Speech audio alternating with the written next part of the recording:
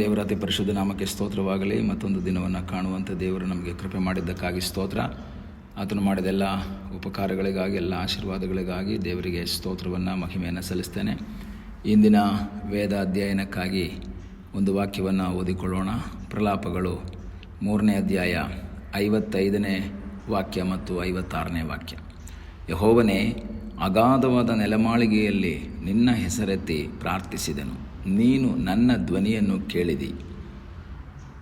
ದೇವರ ವಾಕ್ಯವನ್ನು ಓದುವಾಗ ಕಳೆದ ದಿವಸ ನಾನು ಹೇಳಿದ ಹಾಗೆ ಎಲ್ಲಿವರೆಗೂ ನಾನು ಪ್ರಾರ್ಥನೆ ಮಾಡಬೇಕು, ಎಲ್ಲಿವರೆಗೂ ನಾನು ದೇವರ ಸನ್ನಿಧಾನದಲ್ಲಿ ಕಣ್ಣೀರಿಂದ ಮೊರೆ ಇಡಬೇಕು. ಯೆಹೋವನು ಆಕಾಶದಿಂದ ಕಟಾಕ್ಷಿಸಿ ನೋಡುವ ತನಕ ನಾನು ಪ್ರಾರ್ಥನೆ ಮಾಡಬೇಕು.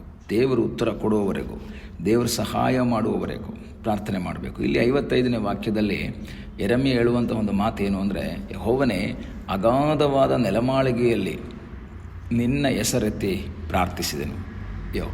ಯೆರೆಮೀಯನು ಹೇಳ್ತಾ ಇದ್ದಾನೆ, ನಾನಿವಾಗ ಅಗಾಧವಾದ ನೆಲಮಾಳಿಗೆಯಲ್ಲಿ ಹೋಗಿದ್ದೇನೆ. ಅಂದರೆ ಅಂಡರ್ಗ್ರೌಂಡಲ್ಲಿ, ಅಂದರೆ ಸಾಧಾರಣವಾದ ಜಾಗ ಅಲ್ಲ, ಫುಲ್ ಆಳದಲ್ಲಿ ಬಿದ್ದಿದ್ದೇನೆ ನಾನು. ಅಂದರೆ ಫುಲ್ ಇಕ್ಕಟ್ಟಿನಲ್ಲಿ ಬಿದ್ದಿದ್ದೇನೆ, ಫುಲ್ ಇಕ್ಕಟ್ಟಿನ ಸಮಸ್ಯೆಯಲ್ಲಿ ನಾನು ಸಿಕ್ಕಾಕ್ಕೊಂಡಿದ್ದೇನೆ. ನಮ್ಮ ಜೀವಿತದಲ್ಲಿ ಈ ರೀತಿ ಅಗಾಧವಾದಂತಹ ಗುಂಡಿಗೆ ಬಿದ್ದಂತಹ, ಅದಕ್ಕೆ ಸಮವಾದಂತಹ ಸಮಸ್ಯೆಗಳು ನಮ್ಮ ಜೀವಿತದಲ್ಲಿ ಬರಬಹುದು. ಅದಕ್ಕೆ ಸಮವಾದಂತಹ ರೋಗಗಳು, ವೇದನೆಗಳು, ಇಕ್ಕಟ್ಟುಗಳು ನಮ್ಮ ಜೀವಿತದಲ್ಲಿ ಬರಬಹುದು. ಆದರೆ ಅಲ್ಲಿಯೂ ದೇವರ ಹೆಸರೆತ್ತಿ ಪ್ರಾರ್ಥಿಸುವವನೇ ನಿಜವಾದಂತಹ ಭಕ್ತ. ಎಲ್ಲ ಚೆನ್ನಾಗಿರುವಾಗ ದೇವರಿಗೆ ಸ್ತೋತ್ರ ಮಾಡಿ, ದೇವರಿಗೆ ಕೃತಜ್ಞತೆಯನ್ನು ಸಲ್ಲಿಸಿ, ಸಮಸ್ಯೆಗಳು ಬಂದಾಗ, ವೇದನೆಗಳು ಬಂದಾಗ, ಇಕ್ಕಟ್ಟುಗಳ ಪರಿಸ್ಥಿತಿಯಲ್ಲಿ ಹಾದು ಹೋಗುವಾಗ ನಾವು ಪ್ರಾರ್ಥನೆ ಮಾಡದೇ ಇರುವಂಥದ್ದು ಅಥವಾ ದೇವರಿಗೆ ಸ್ತೋತ್ರ ಮಾಡದೇ ಇರುವಂಥದ್ದು ಸರಿಯಾದ ಕಾರ್ಯವಲ್ಲ. ಅಂಥ ಸಂದರ್ಭದಲ್ಲಿಯೂ ಯೆರೆಮೀಯ ಹೇಳ್ತಾನೆ, ನಾನು ಅಲ್ಲಿಯೂ ನಿನ್ನ ಹೆಸರನ್ನು ಎತ್ತಿ ಪ್ರಾರ್ಥನೆ ಮಾಡಿದೆ. ಈ ಒಂದು ಬೆಳಗಿನ ಸಮಯದಲ್ಲಿ ನನ್ನನ್ನು ಕೇಳುವಂತಹ ಪ್ರಿಯ ದೇವರ ಮಕ್ಕಳೇ, ನಿಮ್ಮ ಸನ್ನಿವೇಶಗಳು ಎಷ್ಟು ಆಳವಾದಂಥ ಸ್ಥಿತಿಯಾಗಿರ್ಬೋದು. ನೆಲಮಾಳಿಗೆ ಅಂತ ಹೇಳಿದ್ರೆ, ಅಂಡರ್ಗ್ರೌಂಡ್ ಅಂತ ಹೇಳಿದ್ರೆ, ನೀವು ಬಹಳ ಇಕ್ಕಟ್ಟಿನ ಪರಿಸ್ಥಿತಿಯಲ್ಲಿ ಕತ್ತಲೆಯ ಅನುಭವ. ಅದು ಅಂಡರ್ಗ್ರೌಂಡ್ನಲ್ಲಿ ಕತ್ತಲೆಯ ಅನುಭವ ಇರ್ತದೆ.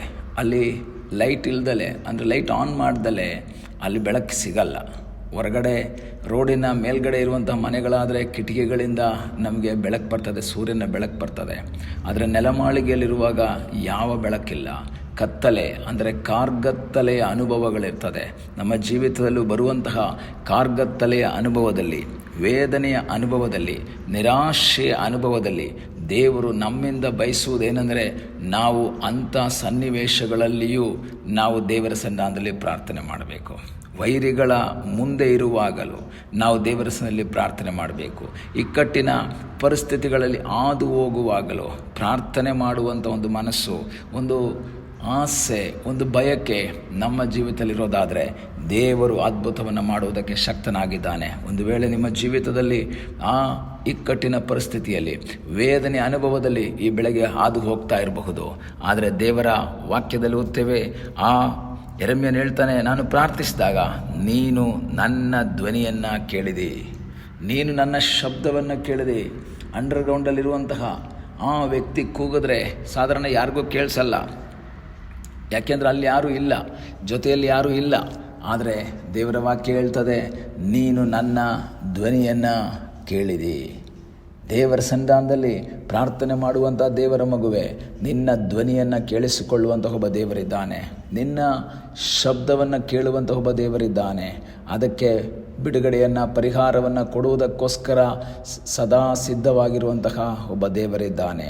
ಆದ್ದರಿಂದ ಈ ಬೆಳಗಿನ ಸಮಯದಲ್ಲಿ ಅಗಾಧವಾದ ನೆಲಮಾಳಿಗೆಯ ಅನುಭವದಲ್ಲಿ ಹಾದು ಹೋಗ್ತಾ ಇರುವಂಥವರು ಯಾರಾದರೂ ನನ್ನನ್ನು ಕೇಳ್ತಾ ಇದ್ದರೆ, ಆ ಸಮಯದಲ್ಲೂ ಸಹ ಹೆಸರೆತ್ತಿ ಕೂಗುವ, ಹೆಸರೆತ್ತಿ ಪ್ರಾರ್ಥಿಸುವ, ದೇವರ ಹೆಸರೆತ್ತಿ ನಿರೀಕ್ಷೆಯಿಂದ, ನಂಬಿಕೆಯಿಂದ ಪ್ರಾರ್ಥಿಸುವಂತಹ ಒಂದು ಅನುಭವ ದೇವರು ನಮ್ಮ ಜೀವಿತದಲ್ಲಿ ಕೊಡಲಿ. ನಮ್ಮ ಪ್ರಾರ್ಥನೆಯನ್ನು ಕೇಳುವಂತಹ ಒಬ್ಬ ದೇವರಿದ್ದಾನೆ. ಒಂದು ವೇಳೆ ಇಕ್ಕಟ್ಟಿನ ಪರಿಸ್ಥಿತಿಯಲ್ಲಿ, ವೇದನೆಯ ಅನುಭವದಲ್ಲಿ ಹಾದು ಹೋಗುವಾಗ ನಮ್ಮ ಶಬ್ದಕ್ಕೆ ಕಿವಿಗೊಡೋರಿರಲ್ಲ, ನಮಗೆ ಉತ್ತರವನ್ನು ಕೊಡುವಂತಹ ವ್ಯಕ್ತಿಗಳಿರಲ್ಲ, ಆದರೆ ನಮಗೆ ಸಹಾಯ ಮಾಡುವಂಥ ವ್ಯಕ್ತಿಗಳಿರಲ್ಲ. ಆದರೆ ದೇವರ ವಾಕ್ಯ ಹೇಳ್ತದೆ, ನಮಗಾಗಿ ಸಹಾಯ ಮಾಡುವ ಒಂದು ಸ್ವರ್ಗ ಇದೆ, ನಮಗಾಗಿ ಸಹಾಯ ಮಾಡುವ ಒಬ್ಬ ಪರಲೋಕದ ದೇವರಿದ್ದಾನೆ. ಈಗಲೇ ಸಮಯದಲ್ಲಿ ಕರ್ತನಿಗೆ ಹೇಳೋಣ, ನೀನು ನನ್ನ ಧ್ವನಿಯನ್ನು ಕೇಳಿದ್ದಕ್ಕಾಗಿ ಸ್ತೋತ್ರ, ನನಗೆ ಬಿಡುಗಡೆಯನ್ನು ಕೊಡುವುದಕ್ಕಾಗಿ, ನನ್ನ ಶಬ್ದವನ್ನು ಕೇಳಿಸಿಕೊಂಡದ್ದಕ್ಕಾಗಿ ನಿನಗೆ ಸ್ತೋತ್ರ. ಈಗಲೇ ಸಮಯದಲ್ಲಿ ನಿನ್ನ ವೇದನೆಯನ್ನು, ನಿನ್ನ ಶಬ್ದವನ್ನು ಕೇಳುವಂತಹ ಒಬ್ಬ ದೇವರಿದ್ದಾನೆ.